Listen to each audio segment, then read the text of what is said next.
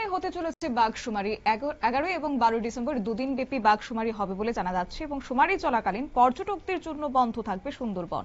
নির্দেশিকা জারি করেছে সুন্দরবন টাইগার রিজার্ভ। বিস্তারিত যাব, সঙ্গে যুক্ত হয়েছে প্রতিনিধি গোপাল শীল। গোপাল, কি জানতে পারছো?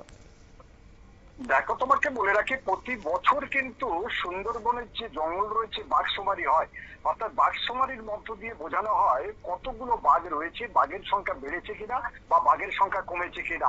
তাদের পায়ের ছাপ দেখে মূলত এবং জঙ্গলের ভিতরে ক্যামেরা বসানো হয় বাঘের গতিবিধি যে পথে রয়েছে সেই পথে, সেটা দেখে বাঘশুমারি হয়। সেই মতো আগামী 11ই ডিসেম্বর এবং 12ই ডিসেম্বর বাঘশুমারি হবে। সেই বাঘশুমারির জন্য ইতিমধ্যে এসটিআর অর্থাৎ যে reserve Sundarban tiger reserve force রয়েছে সেখান থেকে একটা নির্দেশিকা জারি হয়েছে।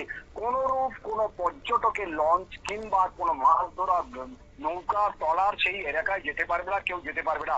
এর ফলে কিন্তু সমস্যায় পড়েছে এলাকার মানুষজন। তুমি জানবে এখন শীতের মরশুম, এখানে প্রচুর পরিমাণে মানুষজন যারা বেড়াতে যায় সুন্দরবনে, এই সময় তাটা করার জন্য তারা কিন্তু উদ্বিগ্ন রয়েছে। আদৌ তারা 11-12 যেতে পারবে তো, কিংবা যদি আগে যায় তাদের আগে ফিরে আসতে হবে।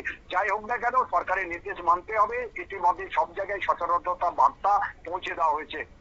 একেবারে। তবে এই সংখ্যা নির্ধারণের জন্য কিংবা নজরদারি বাড়াতে কি কি পদক্ষেপ নিচ্ছে এবার? ইতিমধ্যে সরকারি বন দপ্তরের পক্ষ থেকে বিভিন্ন ধরনের যে লঞ্চ রয়েছে বা স্পিড বোট রয়েছে, সেই বোট নিয়ে তারা এখন থেকে কিন্তু সচেতনতামূলক প্রচার চালাচ্ছে। অর্থাৎ যেখানে পর্যটক রয়েছে সেখানে পোস্টারিং করা রয়েছে, যেখান থেকে নৌকাগুলো পর্যটকদের নৌকা ছাড়ে সেখানেও পোস্টারিং করা হচ্ছে, ব্যানার টাঙানো হয়েছে। বন দপ্তরের পক্ষ থেকে প্রচার চালানো হচ্ছে, অর্থাৎ এসটিআর এর পক্ষ থেকে প্রচার চালানো হচ্ছে যাতে 11-12 সেখানে কোনো কেউ জঙ্গলের দিকে না যায়। ধন্যবাদ।